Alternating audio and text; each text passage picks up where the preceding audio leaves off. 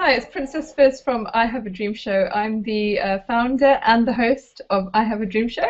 What I do is I bring on entrepreneurs from around the world. Now, today's particular show is about Empower Network, and I brought on a leader that's making 1 million, has reached his mark of over 1 million in commissions with Empower Network. His name's Lawrence Tam. He is an internet tycoon, and he's very, very skilled individual when it comes to internet marketing. Now, 1 hour 30 minutes of content you're about to watch, right?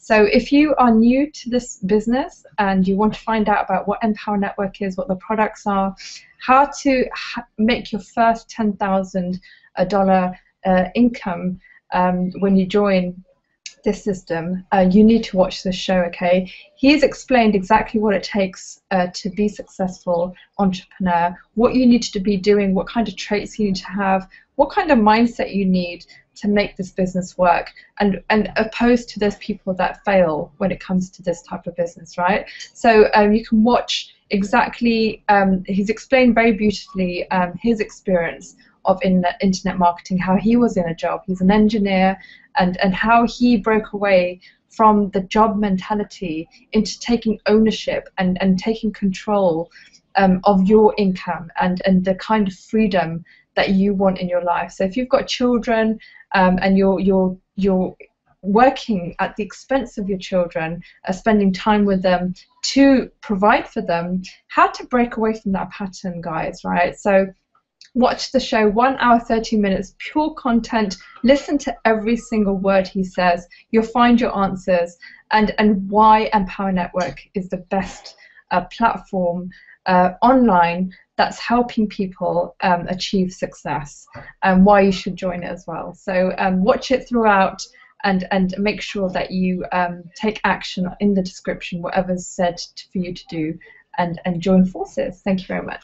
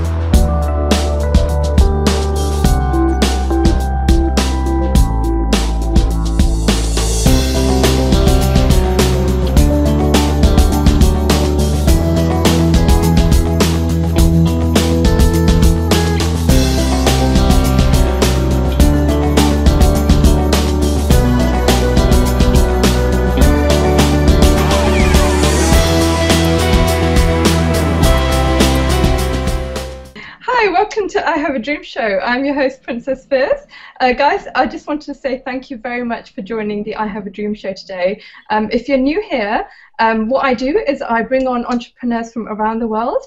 This particular show today is regarding a system called Empower Network. So I bring on leaders from the Empower Network company, and what they do is they actually share their story of success with you live, and they give you like tips on exactly what they did and why they chose the company Empower Network to join, and exactly what they did to be successful. So stay tuned. It's an interactive show, and you can ask questions throughout the show. And guys, also I want to really highlight the fact that we do talk about income on the show, okay? So you need to be aware that the income that we disclose today is not average. For the average income, you need to go to the income disclaimer on the website, and you'll see the live average income overall for the affiliates of Empower Network. So I need to highlight that fact. And also, if you've been invited by an Empower Network member, they usually have an affiliate link attached to the link. So what you need to do, anytime there's a click now button at the bottom of the video, anytime you want to join, it opens up in a new window. What you need to do is fill out your form and activate your account and go back to the person that referred you. You'll find their email address in the back end, and that way you can get started, and they'll give you kind of an overall how to get started with the 8 core commitments that you get exposed to first, right? So do that. Well, first of all, I just want to really, really congratulate you for making that first step. I don't know if you're coming from a job, full-time job, or you're looking for freedom, you're working long hours. The worst thing is when you actually go to work, if you've got kids, at the expense of the time that you spend with your children. You go to work for them, but at the expense of that. And we're here to kind of help you find a new way out. What's actually working for current members of Empower Network, how they're actually doing it, and how they're actually really, really experiencing what freedom is really about, right? So today's show, I've got an amazing, amazing guest for you. He's an internet tycoon.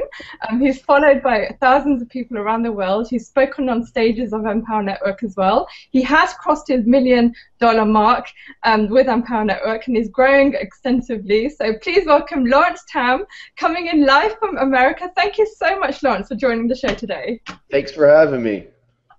You're absolutely awesome, Lawrence. I mean, I know you're very, very busy, and I really appreciate the time you've come out to help the audience kind of understand what you're doing with Empower Network, why you've chosen Empower Network, and if you can kind of help drop some amazing strategies throughout the show today, that'd be incredible. Sure enough, yeah, of course. So, excellent. So the way I want to do it, guys, I want to take you through Lawrence's journey. So everyone begins somewhere, right? We don't know where we're brought up in, what our environment is, what our social kind of environment is, what our parents have taught us. Usually it is to kind of work hard, ethic, and get your qualifications, go to university, get into a job, and just work till you retire, right? And live off a pension after that. And we're kind of breaking that system away. So Lawrence is a perfect story for you. If you fall into that category and you're looking for something different to do, then Lawrence is going to share his story because he's done that kind of thing. So Lawrence, if you can kind of take us back to your journey, when you were kind of in your childhood years, what is your environment like? Because I know you've got very educated parents. Yeah. They taught you to kind of go through the education route. Can I just kind of ask you to share your story there? Yeah, of course. Well, thanks.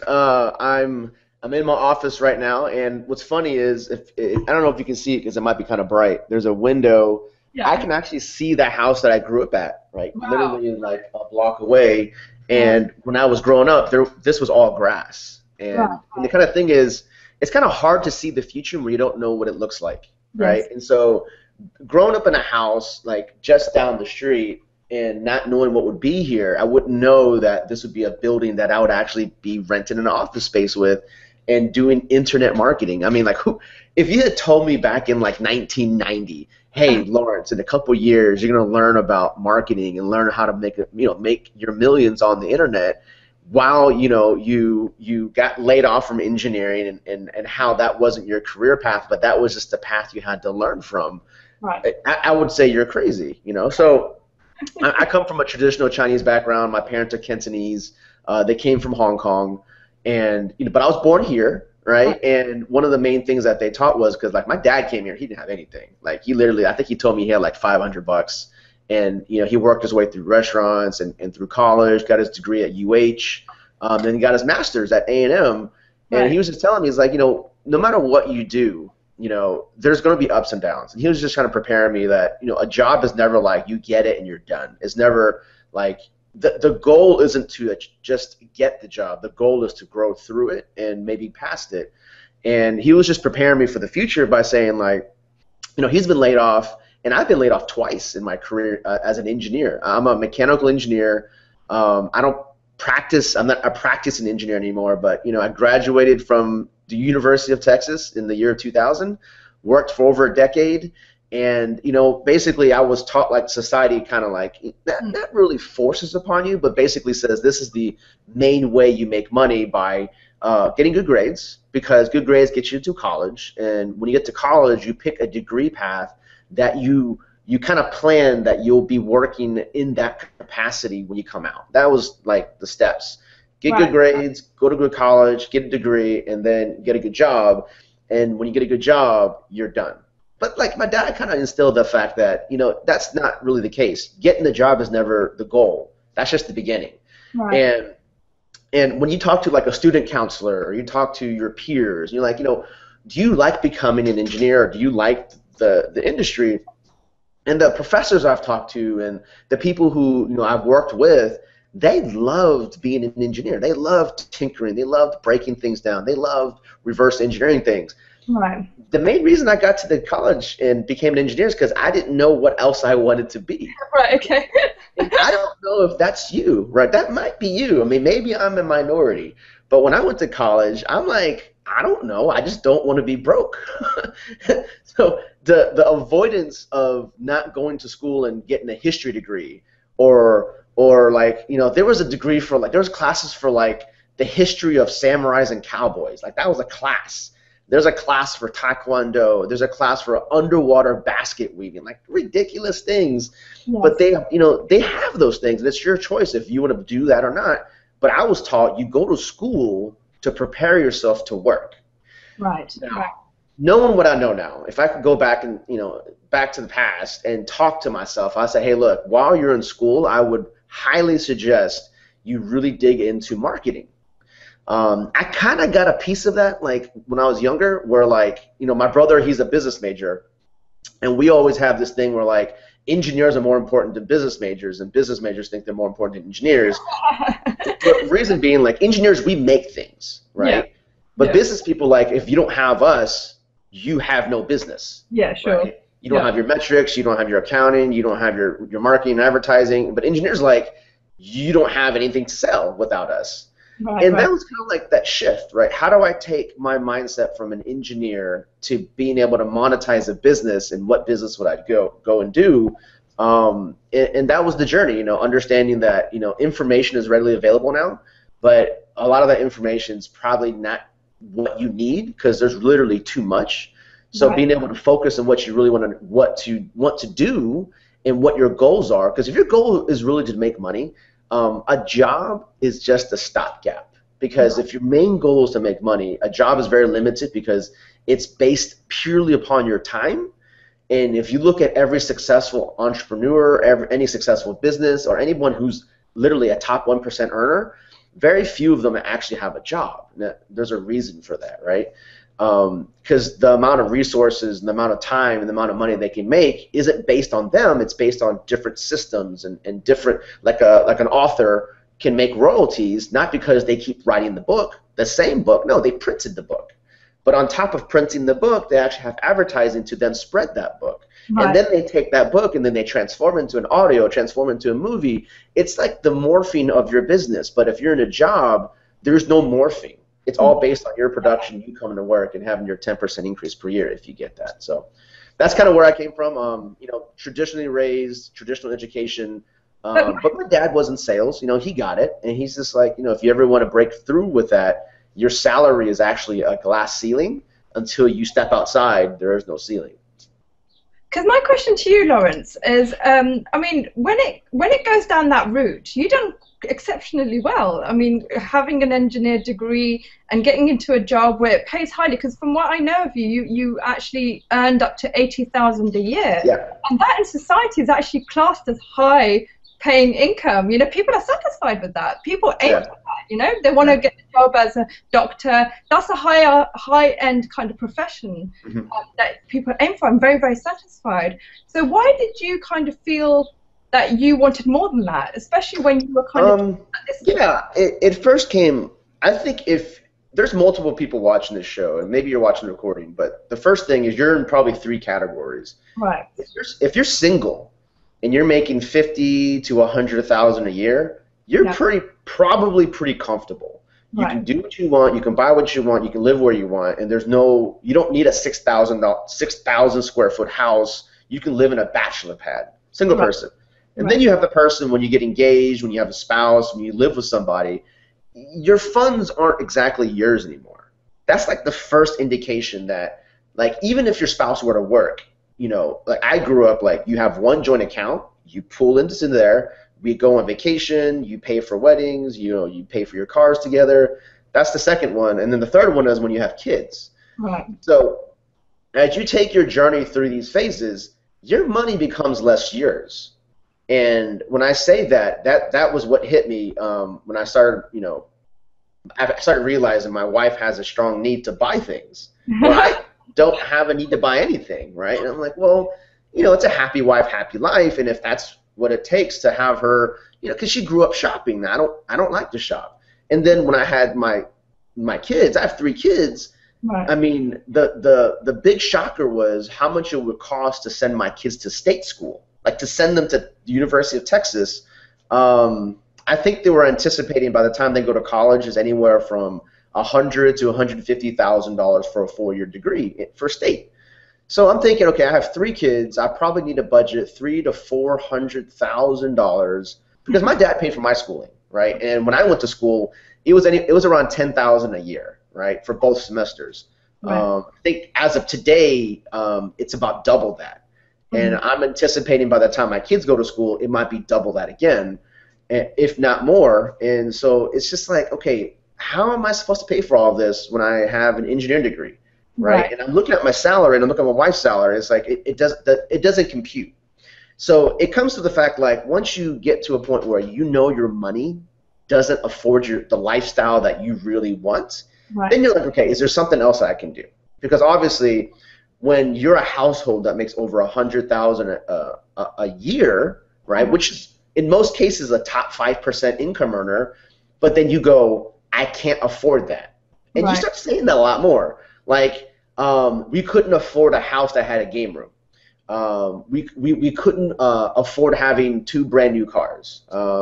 We couldn't afford to go on, let's say, 2 large vacations a year. Like, we were restricted to like 1 large one every 2 years, which to most people is like, that's more than they would ever want. But when I was dating, we traveled the world. Like Greece, Rome, China. We did the Millionaire in China, the year 2000, which was awesome. Went to Switzerland. I've been all over. But once you have kids, you're like, where's all the money?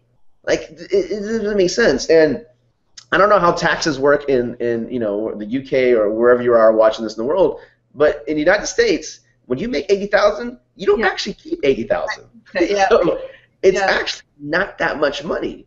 And when you talk about eating pretty well, like not eating crazy, like just fast food, but like eating good vegetables and whole foods, and then you pay for a house, you pay for your cars, and then you start saving up for your kids' education and your own retirement. And I've noticed a lot of my, like people I kind of watch, how they handle their finances. They generally cut off their kids' education or they delay their own retirement. And to me, that was the breaking point. It's like, that's unacceptable. I mean, come on. I'm an educated person. My wife's educated. She's an accountant. There's got to be something we can do because at our current pace, we will not be where we want to be. And that was the whole opening. Like, yes, we're a top 5-10%er, but it's not where we want to be because it won't afford what we want for our kids. Right. Immediately, Lawrence, I can imagine people saying to you that, hold on a minute, why do I need all that stuff anyway? Is it because people have stopped dreaming? Is it because they've kind of lowered their standards because they're forced to lower their standards by the way the government works? Yeah, I think a lot of it comes down to they were told no too many times and they just accepted it, They're like, no, you can't buy brand new shoes.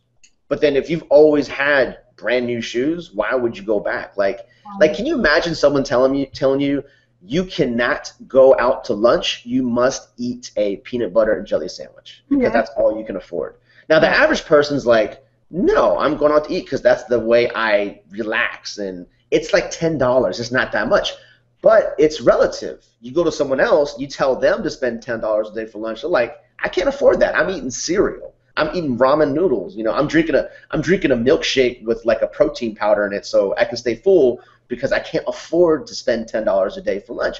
It's all relative. Someone can spend $50 a day on lunch and someone can spend $0 because of what you're used to.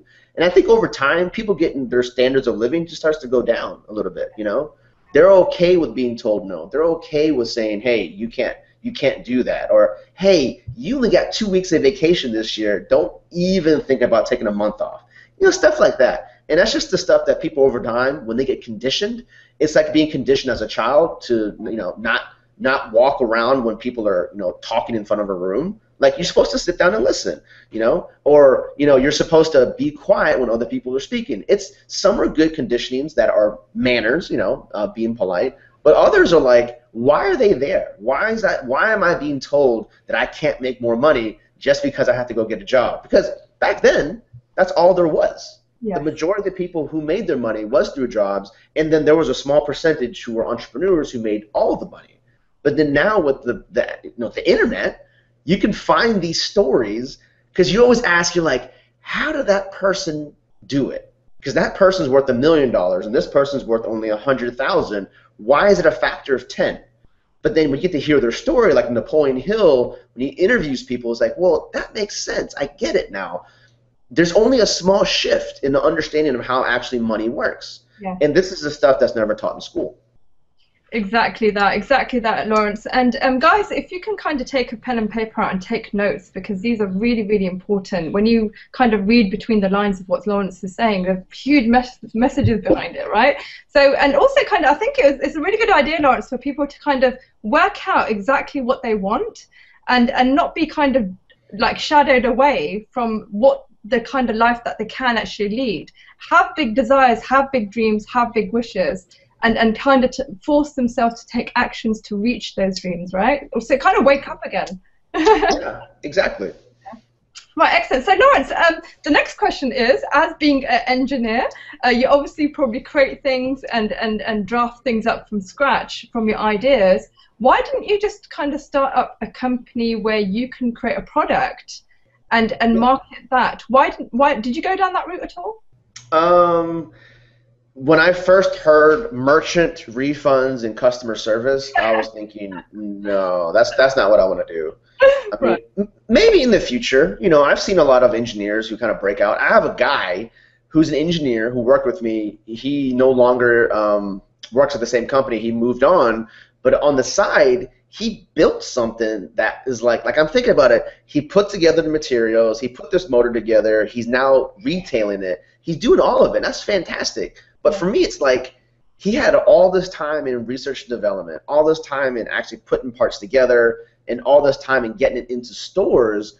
Now, that's one way to do it, and not to say it's a bad or good way. It just wasn't the way I wanted to do it, because I just felt like with the way the internet works, I don't know what actual book it was. It might have been Magnetic Sponsoring, or it might have been another book, but it was basically the idea that you make money by serving people's problems, right? And people's problems might not be something physical, right? It might not be a pen. It might not be a book. It might not be something physical.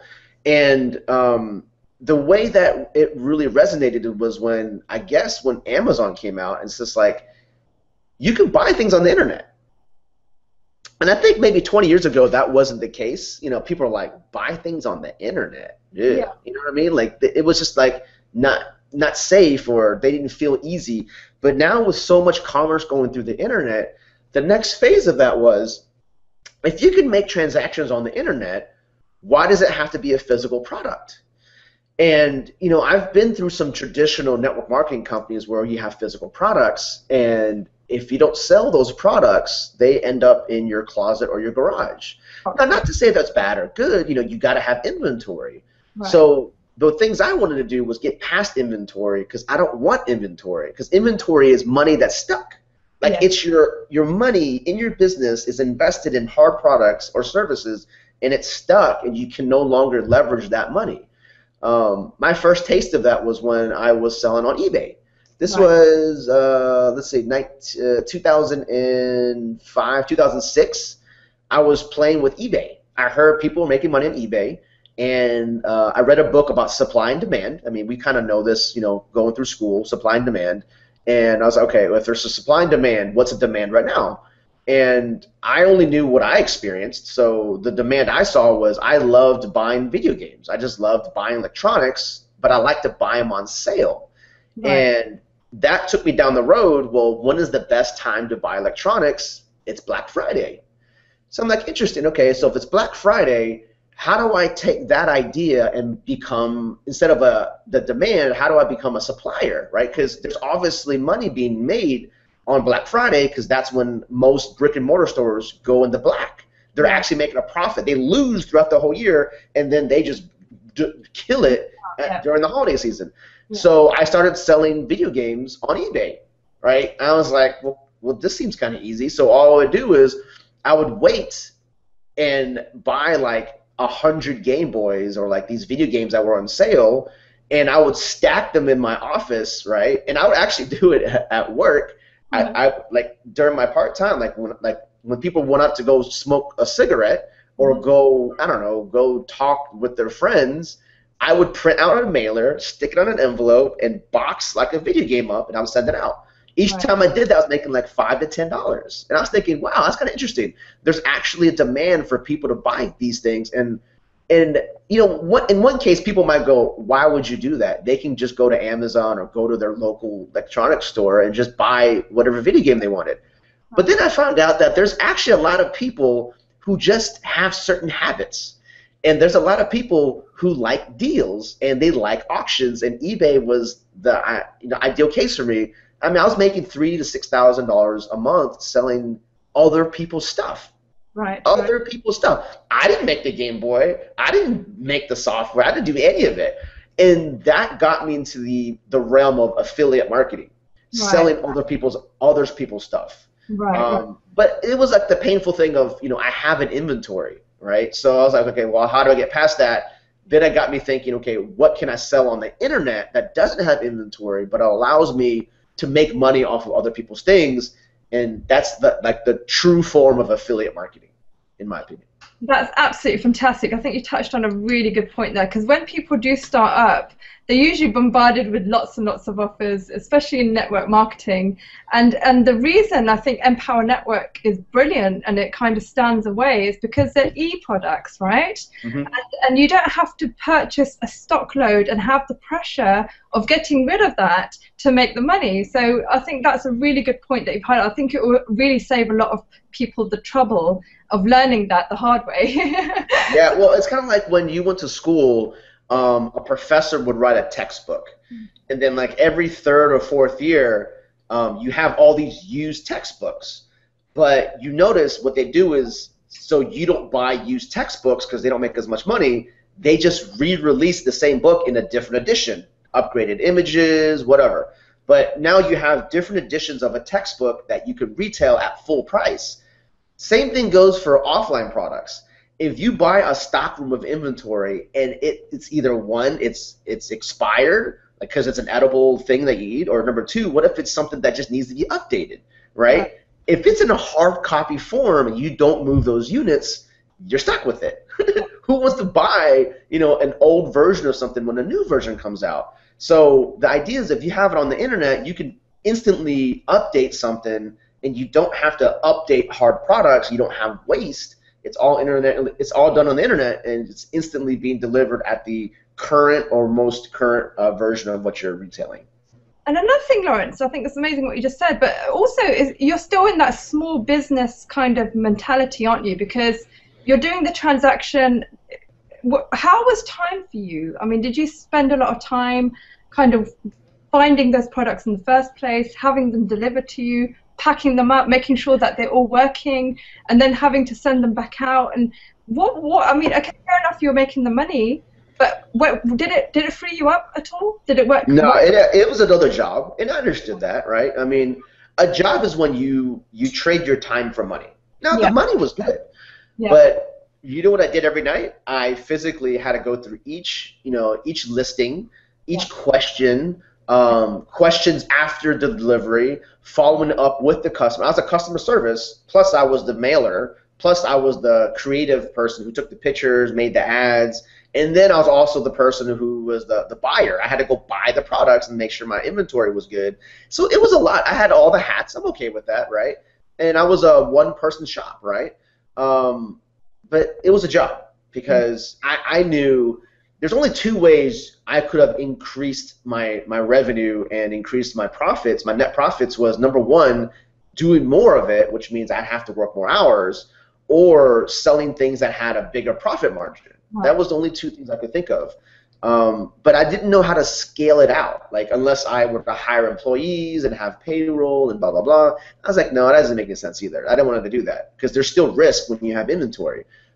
But yeah, it's just another job. And then once I realized that it was another job, that was the exact thing I wanted to get out of. So that's why I didn't pursue that any further, and I started looking, okay, what else can I do that's kind of in this space that allows me to work from home but still be able to service a demand? Like, what are some of the demands that people are buying right now? Excellent. And I think also the fact that if you're not present, the business doesn't kind of move. Yeah. So moving away to get going on holiday or anything was probably the last thing on your mind at that time. Yeah. But excellent. So what were you looking for next, Lawrence? So obviously you've gone through the process. You found out you don't want to work in a job because it's limited in that way. You want to start your own business. You've done that, but you found out that it's a lot of hard work. You probably need capital, guys, as well, to start up a business of your own, buying products and then the marketing and all that. So what was the areas that you're looking for? Were you looking for something that is less time but pays more, right?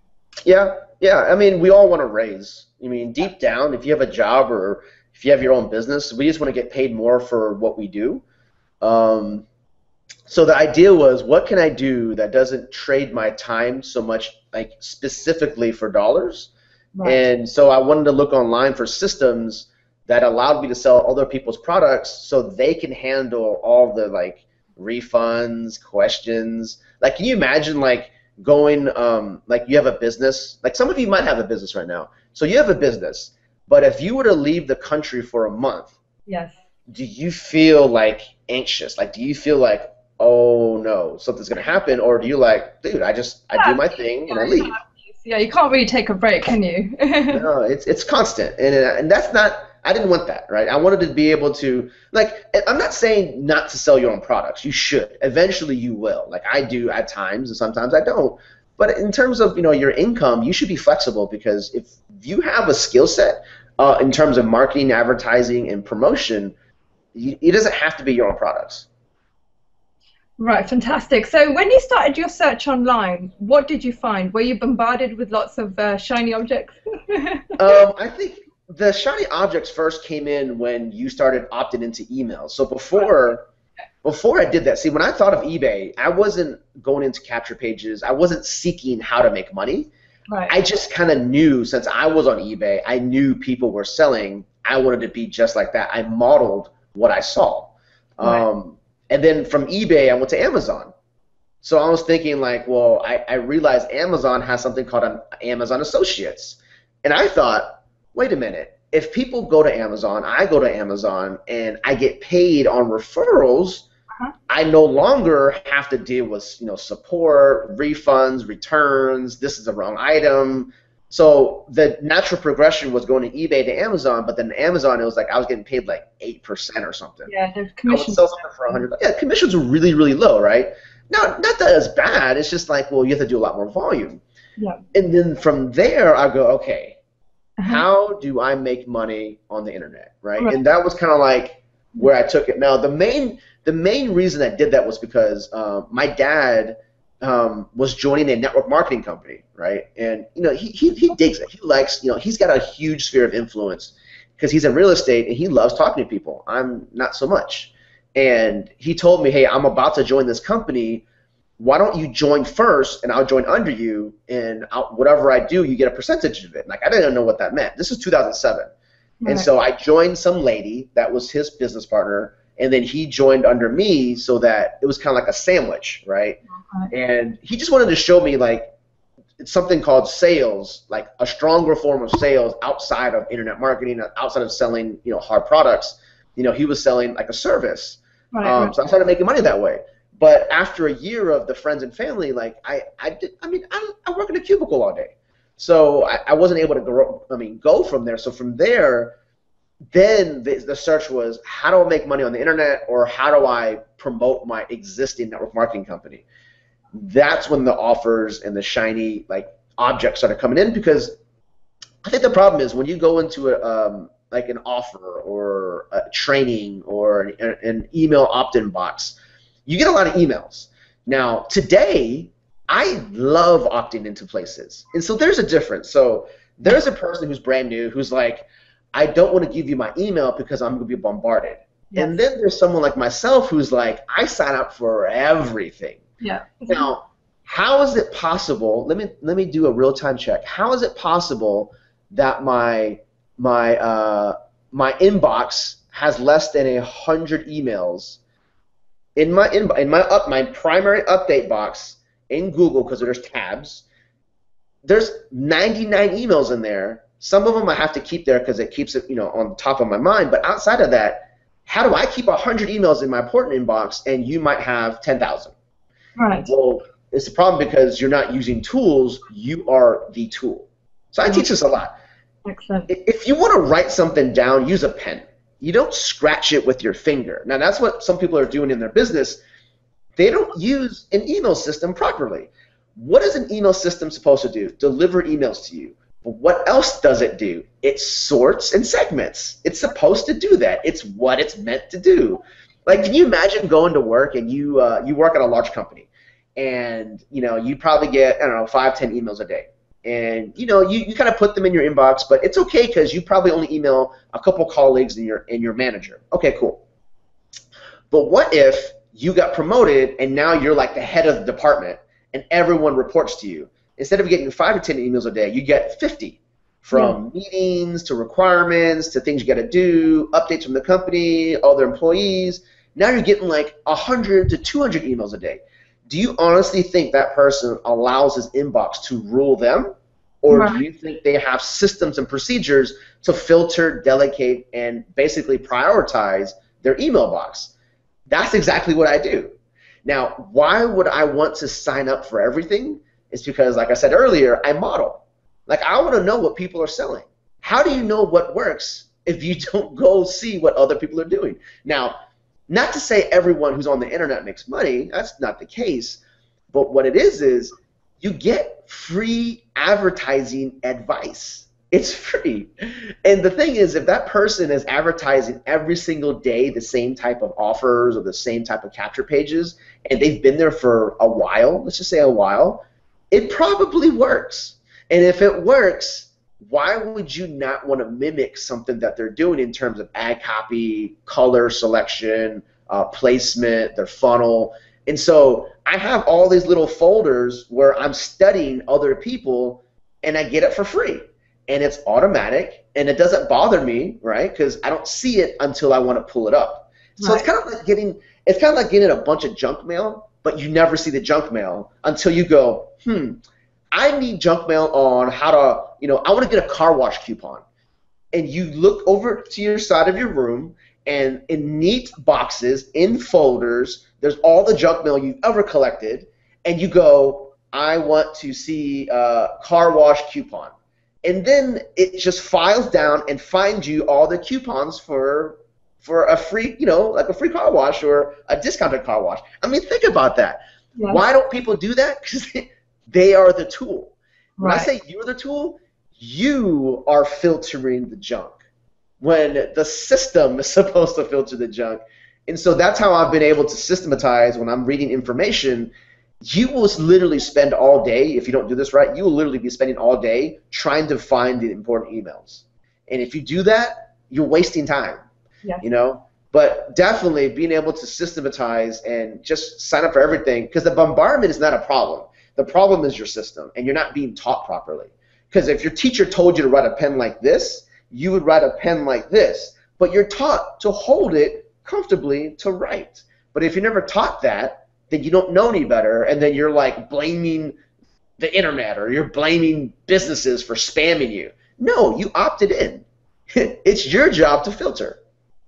Excellent. That's an amazing tip, Lawrence, and it's actually a golden nugget there because, organization and being control of anything coming towards you is really key important thing, and this is amazing kind of stuff that you teach, Lawrence. So excellent. So I hope you guys have noted that down. Anytime, guys, you want to join Empower Network, what you need to do is click the button below.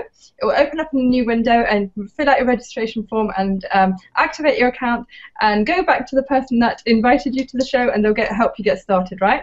So that's excellent. So Lawrence, let's if we can kind of move on, right? So can we talk about your first impression of Empower Network. I know time's going by very, very quickly. Questions are pouring in. Guys, I'll answer your questions in a minute. I just want to kind of highlight a couple of things before we do that. But Lawrence, yeah, Empower Network. I mean, first of all, how did you come across it? What were your first thoughts about it? What are the key things that you were looking for at that time?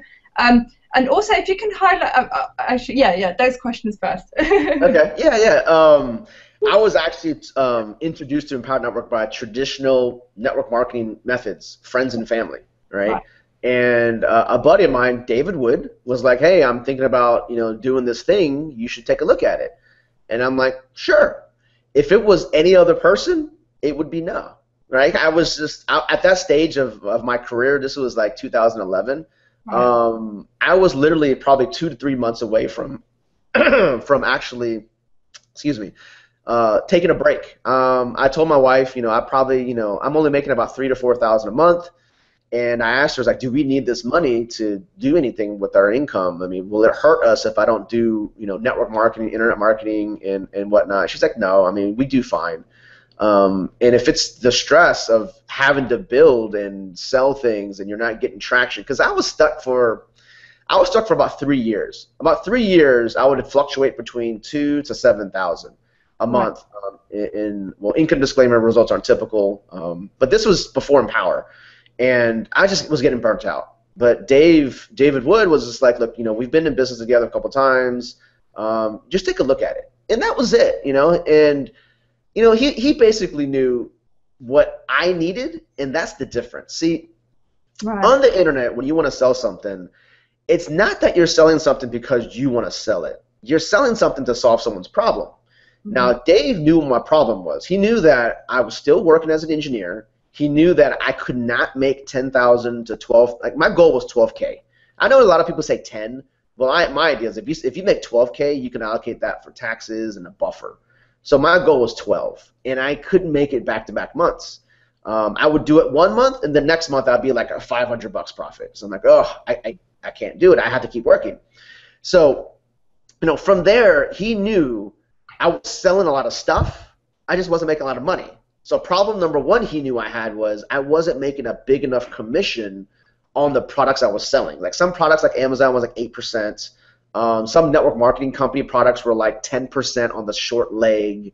Other companies, another network marketing we had was like 8% of the total volume before they quit, and it was just a lot of these small problems of getting paid enough. And then the other issue was time. Like I would have to do it new again every month. Like I would have to relaunch the business like a new grand opening every month to maintain that income. And it was just too much, and he knew that, right? Right. So he knew my problem was, number one, get Lawrence paid more. Number two, leveraging so you don't always have to relaunch. Number three, keep it on the internet so he doesn't have to do hotel meetings so he can stay at home. Right. And he had a product called Empower, right? Empower Network, and he's like, just take a look at it. So that, 2011, I took a look at it, and it kind of filled those needs. I was able to sell something and get paid the majority of the money. Right, almost 100%, almost minus merchant fees. I was able to do it on the internet. I didn't go into a hotel meeting at that point was optional. And not to say hotel meetings are bad or home parties are bad. It's just that at that time I had newborn kids. I had really young kids. I was like, I don't want to go to a hotel meeting. Right. Like today, I would probably go to a large scale seminar because I think they're cool. But I don't go to them every week. You know what I mean? Right. So your income depend on it, basically, yeah? Yeah, because a lot of my upline in other companies, their income depended on them showing up and bringing people to a hotel meeting because that was the only way they knew how to close or that was the only way they knew how to duplicate. And not to say it doesn't work, I just didn't want to build that way. Right, so, with Empower, it filled those needs for me, being it paid, being able to do it on the internet, and being able to duplicate. Excellent. And also, Lawrence, what about the actual kind of products themselves? I mean, the first one is blogging system, right? Mm-hmm. Why is it important for people to blog online? I mean, why the blogging system? Why is that something that will help people get started? Yeah, so the good analogy I like to have is I was talking to the guy in Houston. His official title is, I call him street worker. That's probably the wrong way. He works for the city in construction and like developing the street systems, and like he breaks up concrete, hauls away the rubble. Basically, he's hard labor. And I asked him, like, hey, look, if you don't show up to work tomorrow, what happens to your income? He's like, well, you don't get paid.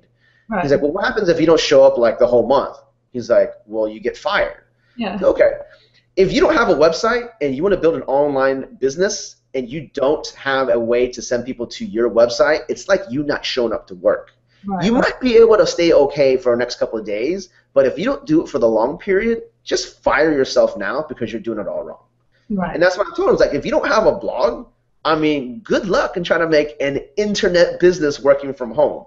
You might as well just go get a phone book and just call everybody. You don't have to have a website then, but is that what you want to do? Because you can't do it while you're breaking up concrete, having to call somebody when you're like jackhammering concrete. It's just not going to happen. And so I said, look, you need a website. Now, the easiest website, in my opinion, is a blog. Now, why a blog? So there's a difference between two types of websites. There's a lot of different types, but the two main types you'll see is one that's a blog, that's updated.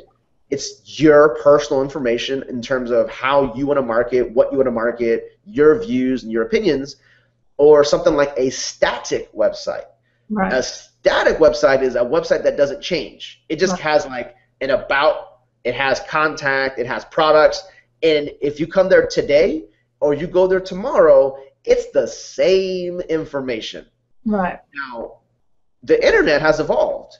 No longer do people just go to a website to just see what's new. No one does that. They don't go to a static website to see what's new. They might only go there just to see, like, maybe once or twice to see what you offer or maybe to contact you. But outside of that, you're never going to have a repeat customer want to come back to your website. It's the same stuff. Why would they need to come back? Now, the websites of today, like blogs, social media, the reason people want to log into Facebook every day is not because it's the same information. It's because it's the same type of information, but it's always being updated. And so that's how a blog, it allows you to put your information out there, and you can update it, and you can do it for extremely, extremely inexpensive cost to yourself. I would say less than $100 a month. You could probably have a pretty solid business start. But the viral blog, it's like I've been blogging since I started my first website in college in 1994 with Front Page in Dreamweaver, static website, completely horrible, it's awful. I think in 2004 I started playing with Blogger. 2006 I started blogging, I think every day, and then I found out I was doing it all wrong. But no one told me. I didn't have a mentor. So for a good year, I did I think I went for like 200 blog posts, and I was getting like 10 hits a day. And I'm like, man, this sucks. I'm doing something wrong. And a lot of it came down to the platform I was using, Blogger at the time. It just wasn't doing. I wasn't doing a couple things properly. Not to say you can't get traffic from Blogger. I would highly recommend you don't use Blogger, just for the fact that it's a free service, and there's some regulations on what you can retail and sell. So if you just do it just to be because you're funny and you just want to be famous, fantastic.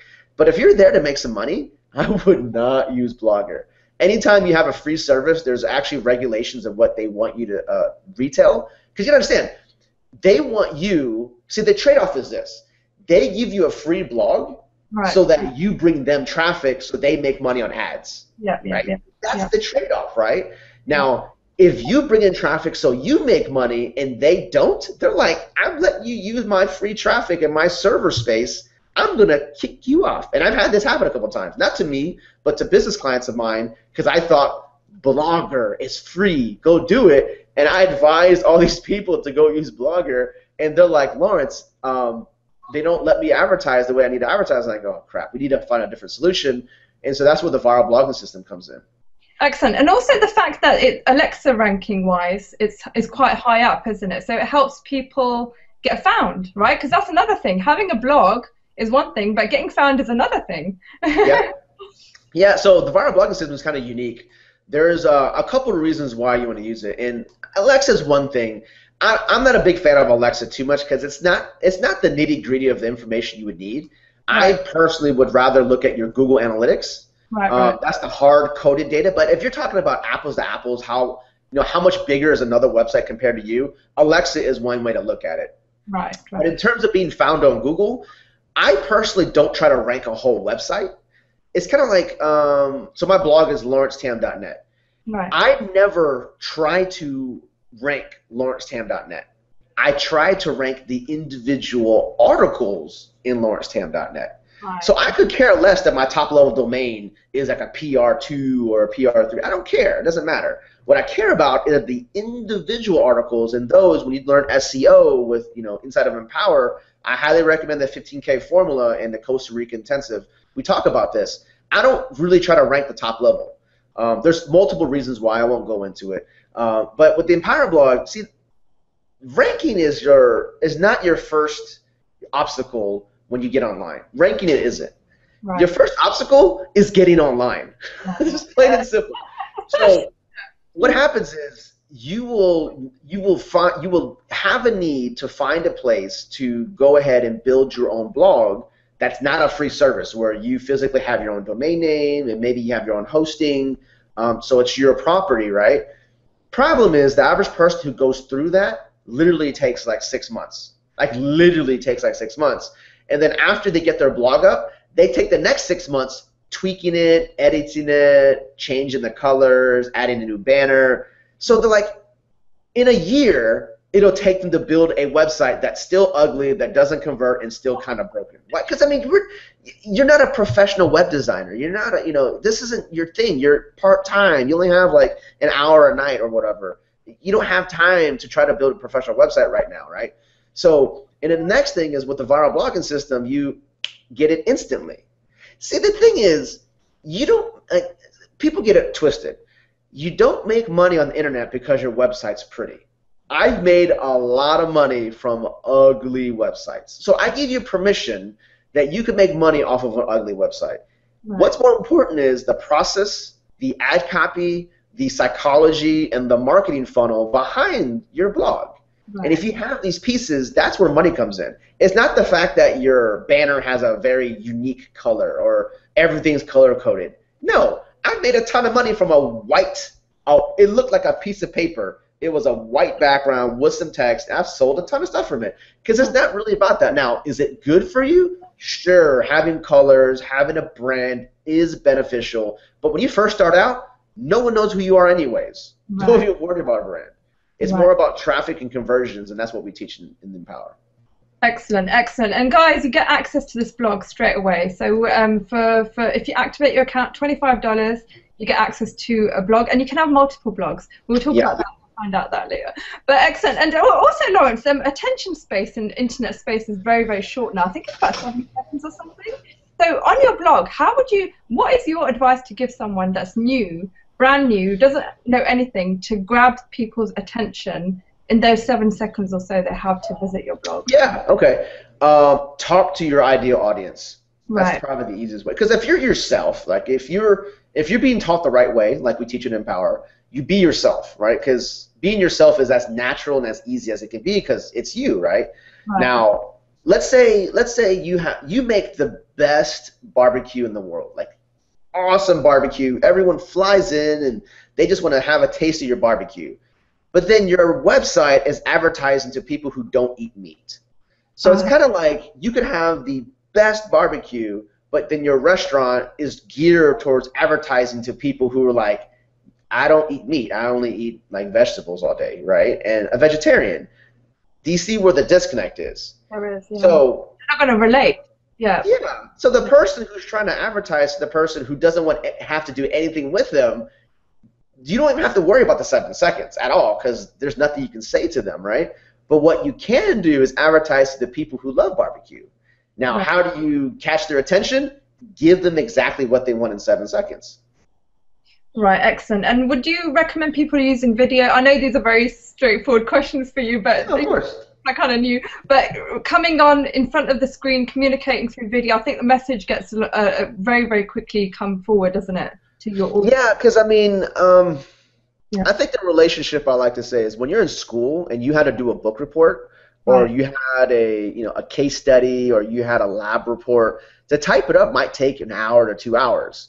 But if you really just wanted to send a message or teach something, you can do it in a 5-minute video.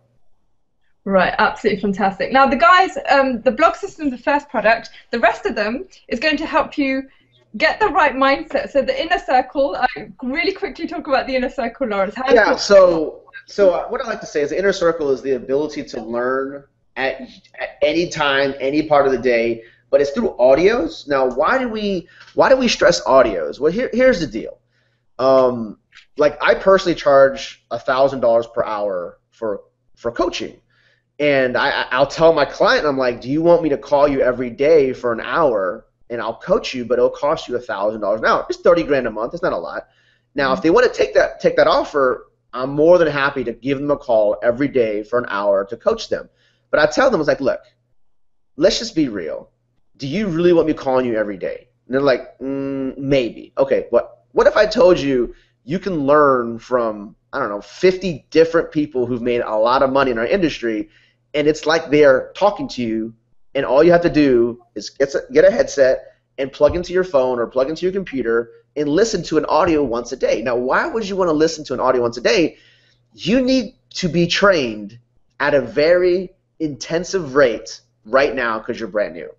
It's like going to school. If I told you you can get your college degree and you have to do 96 hours worth of classroom hours, right, which is like, it's a 3-hour classroom per semester isn't 3 hours. It's 3 hours a week for a whole semester. So if I told them, okay, look, for you to get your education, you'll probably need, let's say 5,000 hours worth of training. And I told you, you can take that whenever you want and do it whenever you want to do it. How fast can you do it? And you're like, well, I can only be in front of the computer for an hour a day because I work and I drive and I eat and I take care of the kids. So I only have an hour a day. So I asked them, do you really only want to build your business? Do you only want to further your business by 1 hour a day? Or do you want to compress time, learn more, and accelerate your earnings and your business?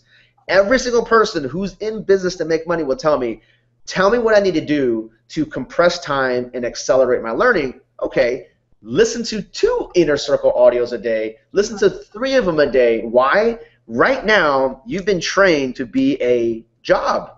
You've been you've been trained to be an employee to work at a job. It's just plain and simple. Now, if you're trying to be trained to be a free, enterprise, an entrepreneur, a business owner, who's going to teach you that? Obviously, you can go find it by finding someone like myself who's a mentor to that, or you listen to an audio and you listen to it it's ingrained in your head, and you can do this while you're working on a spreadsheet. You can do it while you're at work. You can do it while you're walking. You can do it when you walk the dog. You can do it when you're washing your car. You can do it when you're washing your dishes. You can even do it when you're taking a shower. And that's the key. Compressing your time is multitasking. Being able to listen to an audio, because it could be that one sentence that changes your prospect, like the perspective in your mind, where you're like, okay, I get it. And that's all you really need. When they say like light bulb moment, you got to be able to be available for a light bulb moment. But if you don't immerse yourself into the industry of making money, building a business, entrepreneurship, self-development, self-help, when are you going to do it? And the inner circle, the inner audios, the inner circle audios, I mean, I have a couple of them in there. I self-plug, there's one on May 8th. I would highly recommend you listen to that one. May 8th, I talk about outsourcing. It's a 90-minute discussion on how I hire people for my business, what you should be paying, and how you screen them out. And it's all inside of that. So I would definitely listen to it a couple times when you're driving to work. And it would help you understand the reason I was able to leave my job wasn't because I quit and then just instantly made a bunch of money. Right. That's not the way I did it. The way I did it was I made the money while I was working. You understand that? A lot of you want to quit your job. I get it.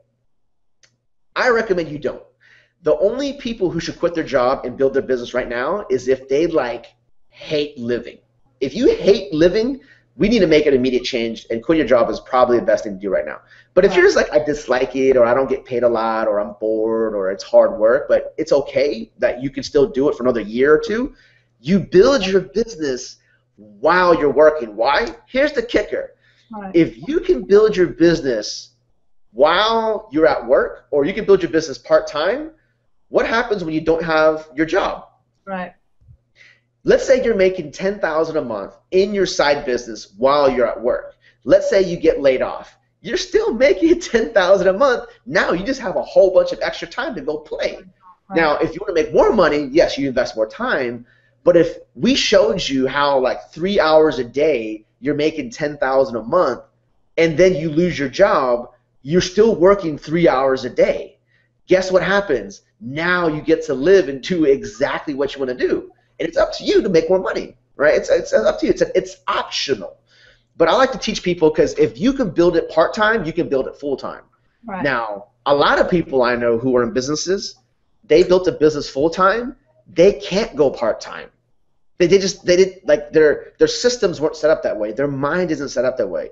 So if you can build it part-time, I believe that's a better transitioning period for you to go full-time without quitting. Because let's just be honest, if you have a job, you have buffer, right? You have a little bit more resources to lean on. If you don't have a job, then you're on your savings. Now, not to say that's bad, it just gives you more pressure.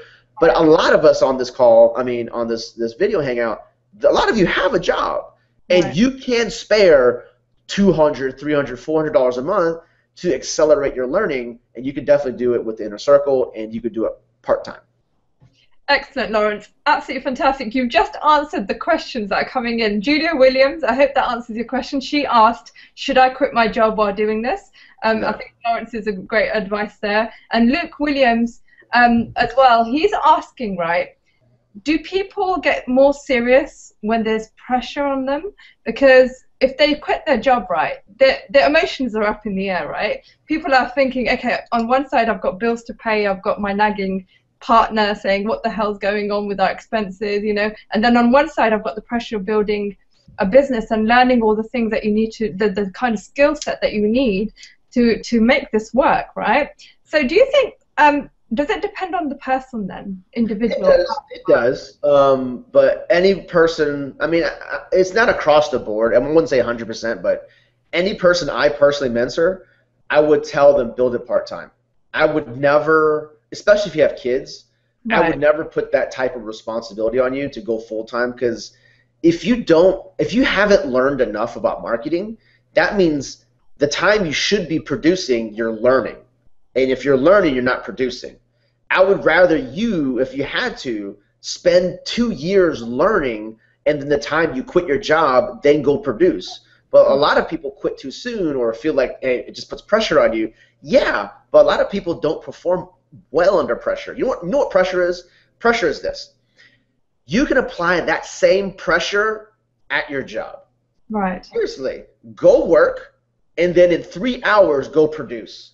Because if you can do that, you can do it later on. But if you don't have a job, I'm telling you, so many of you don't have the discipline, because you know what? When someone tells you, John, I'm going to give you 8 hours to finish this report. Now, John understands, dude, I can do this in an hour. It's so easy. Here's what I'm going to do. I'm going to take that one job and stretch it 8 hours so they don't give me any more work. Some of y'all will do this. You will act busy to stay busy. And I'm like, what are you doing all day? You had 8 hours and all you did was this? Like, are you running a business, or are you just trying to act busy? Because filing papers, coloring on your whiteboard, that isn't exactly working. That was what was taught to you when you had a job. You knew if you worked too fast, you would get more work. So instead, you took the simple tasks and just made them a lot longer, or you just daydream all day and you go, you know what, I was working today and I daydreamed for 6 hours, but I was at work. No. When you're at work, they pay you for your time. Right. But when you're in your business, you could use 25 hours in a day. It doesn't matter. You only get paid for production. So it's very important to understand the differences. When you're ready to do your business, this is why I'm in my office. Like when I'm at home, I want to play with my kids. But when I'm in the office, I'm working. And when I'm working, I only work. That's it. Just work. And if you do that, you compress your time, then you go, okay, cool. I had a very productive day. Versus saying, I was working for 8 hours and did nothing. I've seen this way too often. A lot of people just don't have the discipline for it. Excellent, and that's where the inner circles will help you guys, because these people have been gone through the process, and they teach you exactly what production and being busy is, and not procrastination. That's another thing, procrastination, isn't it, Lawrence? When you're your own boss and you make the decision to run a business yourself, you have to kind of learn a discipline, don't you? And answer to yourself. So I think that's another thing as well. So a simple statement to that would be, if you are your own boss, would you fire yourself? Because if you would fire yourself, you're not doing something right. Excellent, absolutely fantastic. Lawrence, how are you for time? I know we've come to an hour, but are you okay for another 6-7 minutes? Yeah, we're good. Excellent. All right. So, right. Okay. So, Lawrence, I've got questions about the new comp plan. I think somebody's found out about the new comp plan and going all in. Fiona, thank you very much for your question. What is going all in, Lawrence, and how important is that? So, Empower Network is basically a library. I like to treat it like the one-stop shop to learn internet marketing, because the problem with internet marketing is you'll learn a lot from other people. Right. But number one, you have no clue if they've been successful in their own business. They could just be putting something up. Or number two, it could be outdated. So a lot of the times, I just tell people, just go to Empower Network, learn internet marketing there, because a lot of it gets updated, and they're from master marketers who are teaching you exactly what they do. But there's a lot of products. Like, we have a lot of products, right? Like Amazon, a lot of products. So what we tell people is, like, look, you need to get your foundation set first. And your foundation is what we call the core products. There's actually 5 core products, and each of them touch on different phases of your business. It's like from traffic to mindset to structure, how to get past when you're stuck. We all get stuck at a certain business level. You can make $500 or $500,000 a month. You get stuck at a certain level. There are certain products that we have that kind of bump you forward and kind of get you to the next level, right? Right. So I recommend focus on the 5 core products, which is the viral blogging system, and then there's a product called the Inner Circle, and then there's a product called the Costa Rica Intensive, and then there's a product called the 15K Formula, and then there's a product called the Masters Course. Five products. I would definitely recommend when you come in, just focus on that. There'll be some other products that are supplemental products at this point, but focus on the 5. Once you get the first 5 and you kind of get a good feel, I would recommend, then it's okay to go ahead and look outside if you want to look at something else. Right, absolutely fantastic. And Lawrence, as you've got a big team, you obviously you go through all types of people, right? And you probably monitor their behavior. When they join, some people kind of start making this work straight away. Some people don't. So you kind of probably seen a pattern going on. Can you tell me the difference between behavior of those people that become successful sooner than others? What are they doing different? Yeah, okay, so if I had to, so I don't know how many I have. I probably have 20 to 30 people in my team who make over $10,000 a month. And if I look at those people and look at the people who've made nothing at the same time frame, right? Same time frame. So 2 people start, one makes at least $10,000 a month, and one makes, say, nothing. That's drastic, okay? Well, actually, I have a guy on my team who made $10,000 in a week, like just past week. So there's a difference. There's a multiple factor difference. But what's the difference? The person who makes that type of money is, number one, they're always learning on their own. When you're in school, did you take it upon yourself to read more books, to further enlighten yourself on the subject? Did you go above and beyond? Were you the overachiever, or were you the kid that was like, I got it done and I got a C? So it's just class and that's it. No more activity outside the class. Yeah. So there's no burning drive, that burning desire, that drive that drives that person. The next attribute is how big that why is. Like, how the person who's succeeding in my team, their why is like, I want to make sure my dad's taken care of. I want to make sure my kids are taken care of. I want to make sure my wife never works ever again. I want to make sure, his list is taken care of, where he can provide services to his teams. There's multiple whys. And then there's the person who goes, I just want to be rich. Well, being rich is relative. you're literally rich when you have any money, because some people have no money, so it's relative. But the person who's very specific in what they want and have a huge burning desire, if you took a test and you said, okay, I'm going to give you 1 day to do, let's say, I'm going to give you 1 day to dig a hole in the backyard. I'm going to give you 1 day. Okay? And I go. The person who's not successful, and the person who doesn't have a huge burning desire, and the person who's like just kind of there because they just kind of wound up in it, which is okay. Everyone goes through a phase. That person will go, how do I dig this hole? Right. Do I get my hands dirty? Should I take my shoes out back? Hey, do I need to get a hat?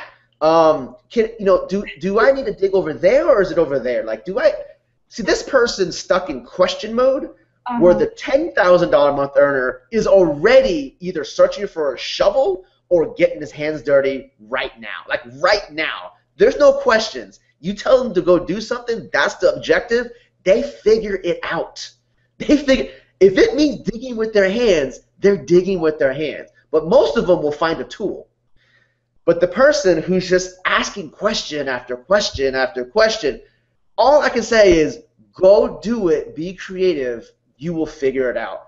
And the person who can't figure it out, these are the people who always need to be in the job because they're not ready. They're not ready to work for themselves. Why? Because they're like a child in your house who's not ready to move out. You know what I mean? Like, you'll know these kids. You don't want them driving cars yet. You don't want them paying taxes. You don't want them working on your taxes. You don't want them mowing your lawn. They're just not ready because they're immature. They're immature, and that's okay. How do you become more mature? Listen to an audio every single day. Absolutely amazing. Thank you so much, Lawrence. There you go, guys. I mean, so many amazing feedback coming in right now. Thank you, Lawrence, for your support. There you go, Rudy, who's commenting on you. But Lawrence, okay, wrapping up the show. I know that we've gone through so much. 1 hour doesn't really do justice to you, but I'm sure a lot of people have picked up amazing knowledge. But if I can just ask you, so first of all, if someone wants to make $10,000 a month when they join, the most important thing for them is to go all in, right? So that positions you. Why? Why does it position you properly? Well, if I told you to become an engineer and I say don't take a class, how would you become an engineer? Right. So no, I mean, let me put it this way. There's rare instances where an engineering firm will hire you without an engineering degree. Rare. Right. In my case, I think the same thing. It's going to be rare for someone who's not all in to make a lot of money, or $10K a month isn't a lot of money. But if they were to make at least $10K a month, they need to be all in. Why? You need the education. Like, you just need it. And if you're the rare person who knows it all, you don't. And the cool thing is you can become an affiliate of Empower Network and still sell the products, right? You can still get paid on them. Now, there's a little bit of a catch. But you know what? It's okay, because if you're an affiliate and you know it all, it doesn't matter anyways. You'll still make a lot of money. You literally could be, $1 million earner in Empower Network without the products. But let's just say I have and probably will never see that happen, because the average person who is successful is always investing in their education at all times. That's absolutely fantastic. And very quickly moving on to the new comp plan, I know people get a bit wary, right? They say, first of all, when I join this system and I join as an affiliate marketer, the first sale doesn't even go to me, it goes up. Why is that so important, Lawrence? Because obviously you've experienced both models where the first sale goes to the person that brings the person. So why is it important? In every case, let's go back real quick. When most companies do a comp plan change, it's for the company to make more money. Right. In this case, nothing changes for the company. Now just think about that. Why would a company change a comp plan that does nothing for the company financially? Literally nothing. Right. Reason being, they're trying to get people to pay more money. Now, if that's the objective, to get people to pay more money, that's why Empower is so awesome. They made a change not so they get paid more, because that's why most companies do it. They did it to get people more money. Now, if that was the objective and they have succeeded, That's exactly why you need it. Why? Number one, a lot of people who come into a business, they're not business minded or business ready because they haven't listened to enough inner circle audios for whatever reason. Okay, we're all like that. Right. And I was like this too. The average person I meet who tells me I don't break even, I tell them what you think is what you get. And if all you're trying to do is break even, guess what? Break even is how much in profit? Zero. Right. Right. The person who's trying to break even is not trying to run a business. They're trying to not lose money. And if that's your business model, stay at your job, right? You're not ready yet. Yeah. But if you're a business person, you don't go, how do I make $0? You're talking, how do I make more money? Right. And in our case, the person who brings in 2 to 3 customers and then works our system, that's the person who goes, I get it. That's why we changed the comp plan. When the person who's like, but I don't break even on the first sale, that's never your objective in the first place anyways. Right. That person should just stay a customer. Don't even become an affiliate and just learn how to market. Sell eBay, sell Amazon's, build your network marketing business. Go sell in ClickBank, go sell on ShareSale. You don't even have to sell Empower stuff. We will teach you how to sell. But if you want to promote Empower, your goal is never 0 because 0 is nothing. It's nothing. You don't want 0. Absolutely fantastic. And on that note, I'm going to put Lawrence's YouTube link. There was a really good video that you explained. So guys, find that in the description below. That will be there linking to how he's explained the new comp plan and why it helps you as a leader, right? Because that's what you want to do, right? You want to create other leaders, right? And you want to position yourself as a leader as well. Excellent. So Lawrence, the topic of the show was actually how to be a good spouse and a father or mother, and how to run a business simultaneously without affecting it. I can understand when people start a business, they don't really get support from their spouse because their spouse just doesn't get it. They think that this person's in front of a computer doing nothing, browsing. They don't actually get to see what the person's doing. So on that note, how can you advise someone how to handle a partner that's difficult, maybe putting too much pressure on them, they don't really get it, and how to kind of split your emotions up from that and separate them from your business? My wife was like that. She didn't understand why I was working so hard because, I mean, we both come from a job mindset, and she wasn't developing her mind in business because she's like, whatever, dude, we just go get a job, we make money. But the money's capped. But it kind of changed when I told her why. Like, I don't want to make more money so I can get buy a bigger TV. I don't want to go make money so I can buy a nicer car. I wanted to make more money so she would stay home. And so she's like, okay, I get it. Now, it took a long time. It took, I don't know, I started in 2007. We got married. We got married in 2002. So half the time we were together, she only saw me like trying to really just build it. Right. She didn't get it, but she gave me my space because she knew what my goal was. Right. So I'd say if you have a spouse or you have a significant other, I mean, or if you have kids, like you tell them the reason why you're doing it. Not because I have to. You don't have to. You don't do it because, I want to be rich. You don't do it for money. You do it for what it affords. And if that affording is having your kids stay at home with your spouse, being able to buy shoes for your kids that don't have holes in it, you know what I mean? Right. They get that, right? It doesn't take a lot, but it's the vision of where you want to go. Right. And it's purely communication. Just communicate with your significant other and tell them, this is why I will work with you. I'm not saying it's only my way and the highway. It's more like, okay, this is my goal. Let's work together. Okay, I need to be at a birthday party. Okay, I need to work with you on this. Okay, we need to have date night. But just understand, you see my actions and why I'm doing this. I'm totally focused on making it happen. Please support me because it would help. But just know I'm going to do this because I feel in my gut this is where it needs to happen. And as the head of the household, I'm like, this has to happen. And so I just kind of painted the path. I'm like, I don't know when this will happen. I'm projecting 2 years from now. And then it turned out to be like 5 years later because I didn't have the right tools, didn't have the right mentorship. But when it happened, my wife's like, I'm glad you followed your gut. And that's all you can ask, because when you have a vision and you're a visionary and you're a leader, most people can't see why you would do the crazy things that you do. Why would you fly all over the world? Why would you go on hangouts? Why would you buy all these crazy products? It's because they don't see it, and that's okay. That's okay. It's not for everybody. But you know what? Every person who sticks to their dreams, they achieve it. Why? Because they don't ever give up on their dreams. And it might take you 10 years. It might take you 50 years. I don't know. But when we have people in our teams doing it in 3 months, we had a kid in Austria who made $90,000 in 90 days. He's 21 years old. Right. Did he think he had the strangest looks when people asked him, you know, what are you doing? Why would you do that? Just get a good job. You're too young. Why would you want to make money? No, he's like, I had a dream.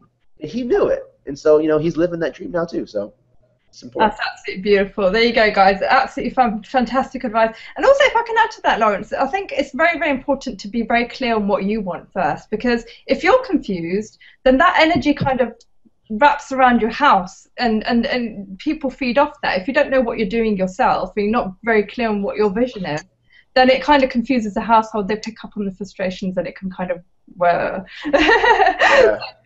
Excellent, excellent. Now, Lawrence, the last question I'd like to ask, this is a very important question. I really, really feel for people when they ask me this question. I tend to kind of answer it the best way I can, but I'd like your perspective on it. But, okay, fair enough. When you start a business online, you are promoting a system that's helping people make money, right? Now, if you're new, you're stuck in a kind of dilemma where you haven't made money yourself, but you're promoting to other people that you can make this money. So your success lies on the first few people that join you, but your message is contradicting what you're doing. Yep. So how would you kind of work around that scenario? How do you teach your team to work around that? I tell good stories. Just tell good stories. And not stories like lies, stories like, well, there's a guy that I know in Austria who's made 90,000. There's a couple in Colorado, Avram and Nikki, you know, they made 10,000 in 1 week. You know, they bought like a purebred dog that was like $4,000 or something. Who can afford that, right? You know, they made over $250,000. Like, what? So leveraging stories of actual people that have actually made it in your industry or in your company, that's the way to go. Because here's the deal. When I started, I didn't have any results, but now that I do, it's just a process of working through it. And you know, you work as a team, work with your sponsor, you know, work with, you know, our systems. You just see, you know, come to an event. Like if you came to an event, we have an event coming in Charlotte, and we come to an event and see how many people are actually making money, and you're like, even though you haven't made money, you see people making money. It's like, why is that? It's like, well, they're doing something that's different, and it's not because they had a result when they started. No one had a result when they started. Exactly. They create the results. So it's always about leveraging other people's story and say, hey, if that person can do it, I can too. What makes them so different? Nothing. Just being driven.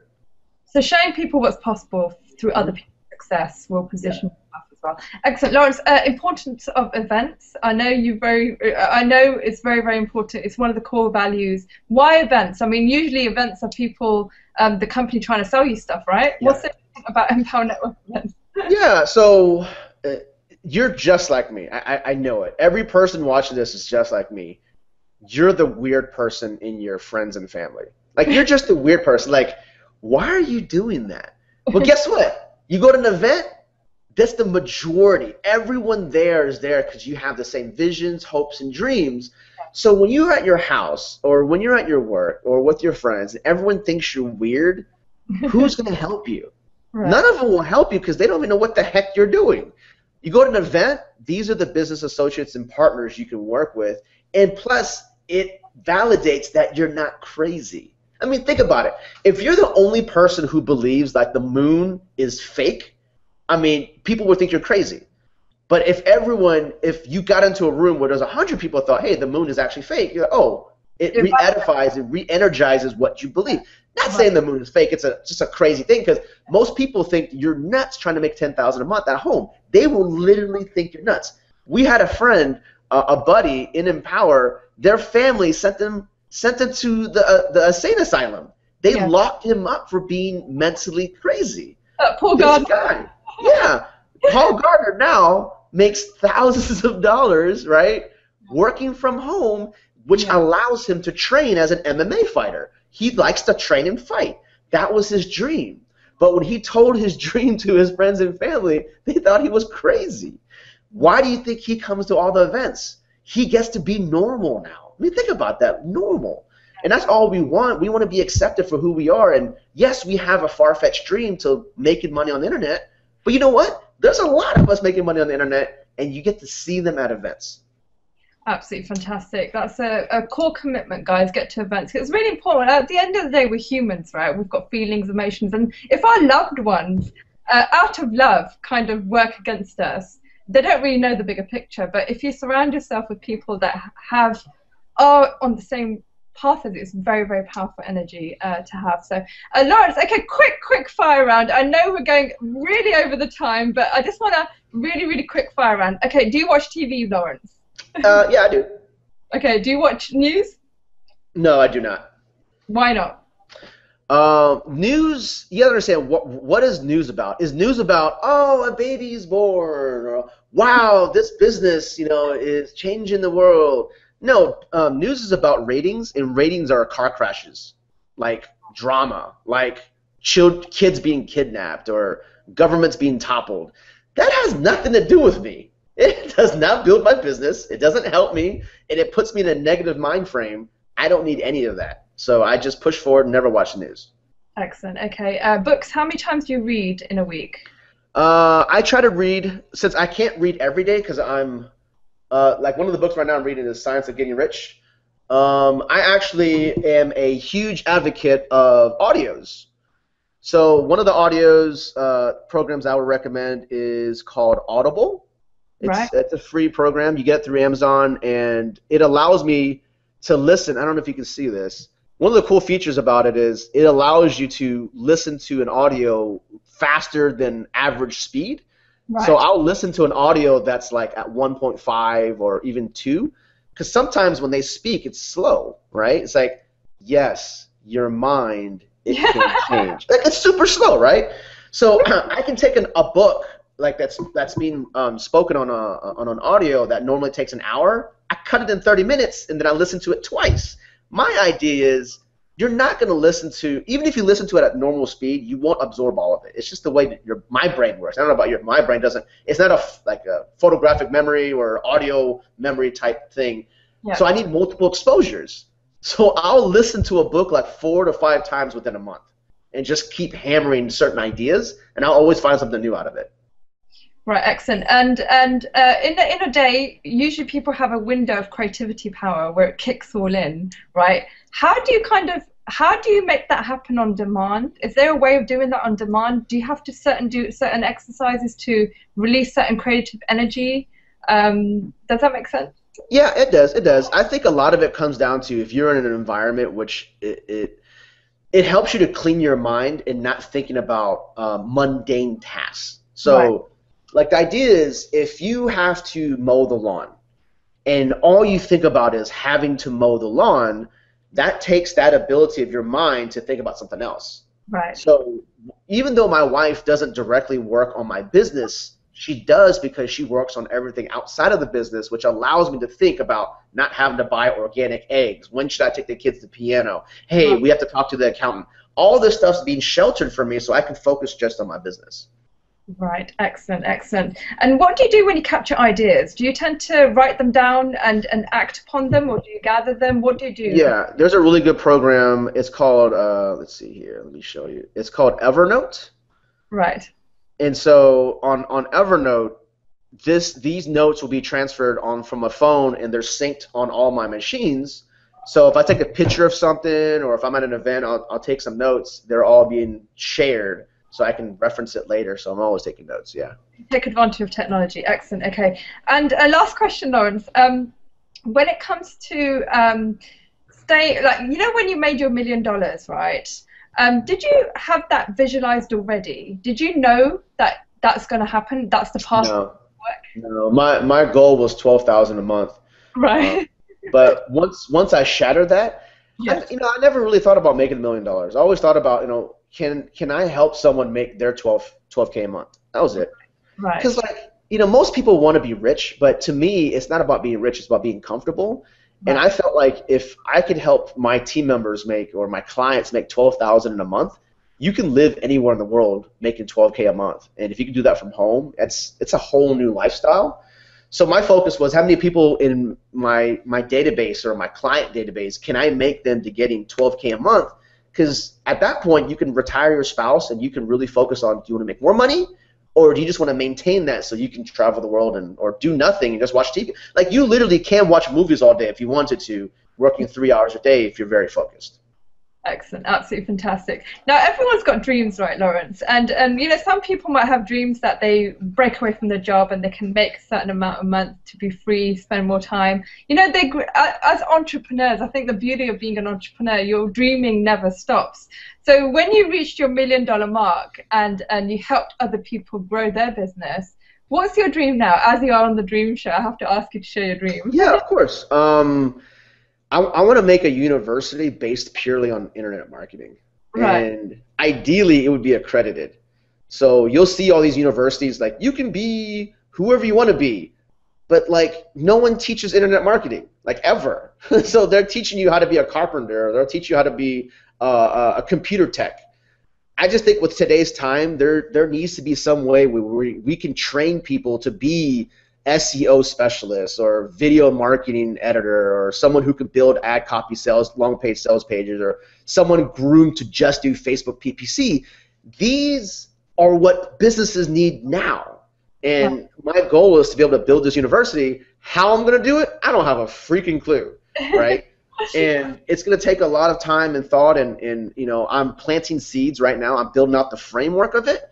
But outside of that, I just want to be able to a place where if someone wants to, have a business or become maybe work as a job, but who teaches Facebook marketing or Instagram marketing or Pinterest marketing? No one teaches that. It's all these like small home businesses from people who might have made money with it and they try to sell you an ebook or something. But I want a university with teachers who teach you exactly the principles of what that type of marketing is geared towards, the niche audiences, and how to actually use it in a classroom setting. And I wanted to shift the way people learn. I want people, if you don't pass, you do not graduate to the next class. Right. So in a business, most people are like, oh, here's this ebook. Oh, here's ebook number 2. Oh, here's ebook number 3. Or here's this class. Or like, they just want to keep selling you stuff. I want it to the point where you didn't pass that test on SEO, you don't get to the next class until you pass that test. You have to take that class again.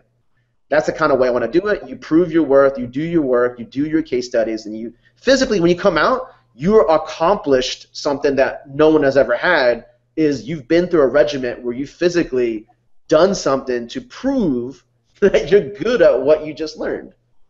That's absolutely brilliant, and I'm sure alongside that is going to be self-development, which we don't learn in school, right? So Yeah. that's the most important thing as well, developing someone into a leader too.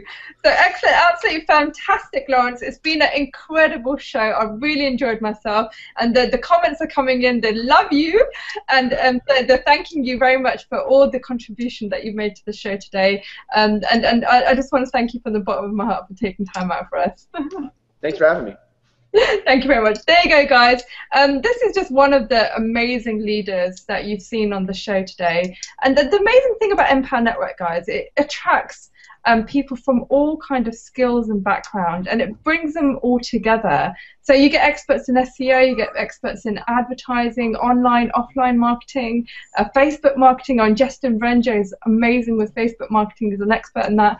So you get like a whole kind of range of skills that you can choose to model in one place, so you don't get scattered about, and you get focused. There's a whole community to help you, and the most important thing is the products, guys. The products, teach you how to be internet marketer, they position you well, and they actually guide you exactly what it takes to be successful. So your mindset training all in one place. It really helps. So join us today, lock arms with us, see us at events, see Lawrence, you'll be at the Charlotte event, meet Lawrence up.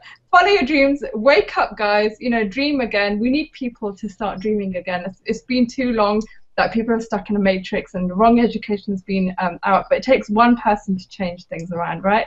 So take action and join our community and lock arms with us. We would love to have you. Thank you very much. Go back to the person that referred you, and they will help you get started. And just follow your dreams. Dream big. Thank you very much. Have a lovely day. Thank you. Bye-bye.